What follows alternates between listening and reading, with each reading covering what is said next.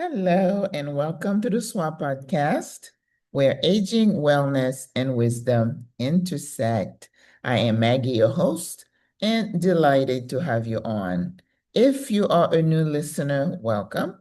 If you're a returning one, I welcome you back. Remember, this is part of the Single Women Retiring Abroad brand, and I am bringing you this podcast as a short pick me up, thought provoking exercise. So if you like any of this, please be sure to give the video or the podcast a thumbs up and make sure you are subscribed. Also, don't forget to hit that little bell so that you know every time I post anything. Today, I want to talk about aging, but in a much broader concept. I talked about in some of the previous podcasts that, life expectancy, how women are living longer. And now in retirement, we are living longer because we take care of ourselves. But think about, do you ever wonder why some people appear to age better than others? Sometimes it's the lifestyle, sometimes it's things that people have gone through. I remember in my career as a home care nurse going into some of those communities where they have a lot of poverty and people lived in like little rickety mobile homes, and there was a lot of poverty. I also encountered violence and substance abuse and all of that in those communities. And many times I would see a young woman in her 30s. Sometimes they're abusing methamphetamine. And one of the signs of the damage that this drug does is that it destroys their teeth.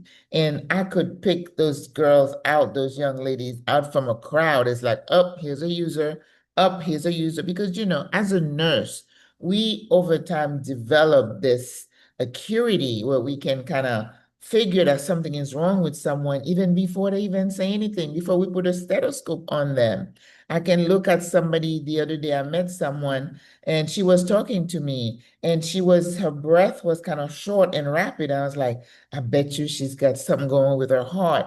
So these are the skills that you've learned over time. But as you look at someone who appears to be aging faster than the average person, right? As I mentioned, lifestyle, substance abuse, smoking. There is nothing good about smoking. People who abuse alcohol, anything you abuse is going to destroy something in you.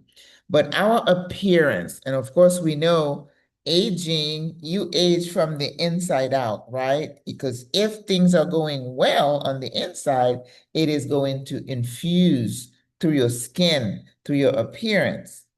Another thing that you need to keep in mind in terms of aging is genetics, right? Some people just happen to be born in a family where the matriarchs are like living over 100. So, and I always tell them, boy, sis, you have a long life ahead of you, right? That is, if you continue on the trend that those folks have been on, meaning they take care of themselves, they're connected, they're happy, all the things we talk about that contribute to longevity.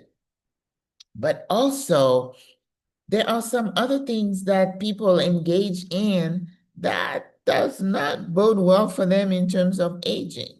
We talk about the physical stuff, right? Like genetics, the things that you eat. If you eating a lot of meat and you don't eat any vegetables, and you smoking, you drinking, you abusing drugs, that does not make you live long. In fact, it cuts off some years of your life, right? But what do we do in terms of trying to maintain that vitality? And a lot of people just believe in injections and body part replacements. And I mean, you watch the shows, and I watch them too. Isn't that one that called Botched, right? And I don't know about you, but a lot of time I look at those folks who've had like, butt enhancement, maybe not so much the breast implants, but the people who are obsessed with a certain image, and they're injecting Botox and other things. Do you know people have had bad reactions from Botox?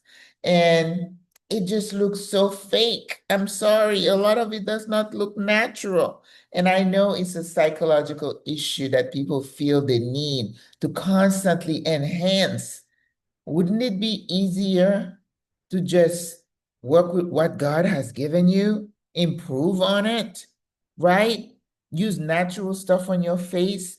And I've said that before. You can stretch and pull all you want. It still is not as good as the original.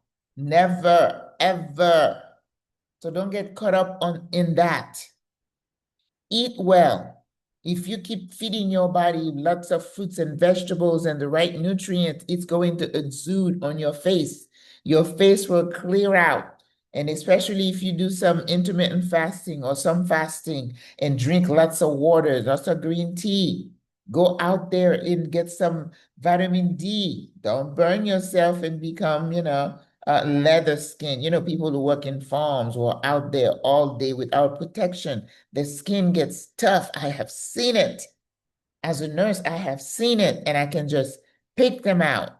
But if it's a lifestyle and they don't know, they don't have a choice for being out there, I am not criticizing. But I'm saying if you don't you're not part of that lifestyle and you go to the beach, how many times we go to the beach and we see those people out there in the open at 1, 2 o'clock in the morning where the rays are the strongest? Come on. That is not sensible. So all the things you know to do to make sure you age well, do it. Take care of the inside. It's going to exude on the outside.